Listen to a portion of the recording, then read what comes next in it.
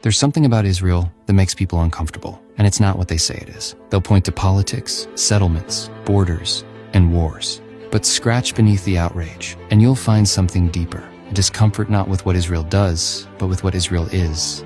A nation this small should not be this strong.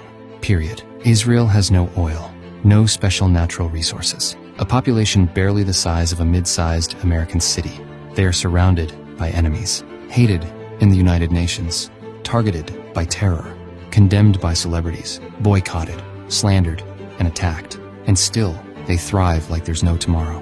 In military, in medicine, in security, in technology, in agriculture, in intelligence, in morality, in sheer, unbreakable will. They turn desert into farmland. They make water from air. They intercept rockets in midair. They rescue hostages under the nose of the world's worst regimes. They survive wars that were supposed to wipe them out and win. The world watches this and can't make sense of it. So they do what people do when they witness strength they can't understand. They assume it must be cheating. It must be American aid. It must be foreign lobbying. It must be oppression. It must be some dark trick that gave the Jews this kind of power. Because heaven forbid it's something else. Heaven forbid it's real. Heaven forbid it's earned. Or worse, destined. The Jewish people were supposed to disappear a long, long time ago. That's how the story of exiled, enslaved, hated minorities is supposed to end. But the Jews didn't disappear.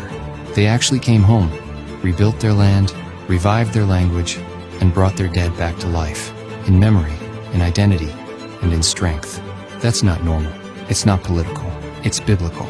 There's no cheat code that explains how a group of people return to their homeland after 2,000 years. There is no rational path from gas chambers to global influence. And there is no historical precedent for surviving the Babylonians, the Romans, the Crusaders, the Inquisition, the pogroms, and the Holocaust, and still showing up to work on Monday in Tel Aviv. Israel doesn't make sense, unless you believe in something beyond the math. This is what drives the world crazy. Because if Israel is real, if this improbable, ancient, hated nation is somehow still chosen, protected, and thriving, then maybe God isn't a myth, after all. Maybe he's still in the story.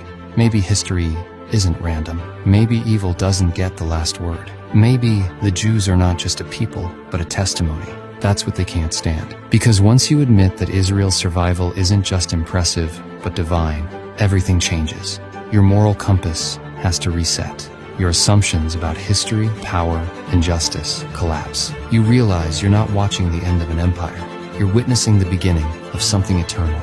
So they deny it. They smear it and rage against it. Because it's easier to call a miracle cheating than to face the possibility that God keeps his promises, and he's keeping them still.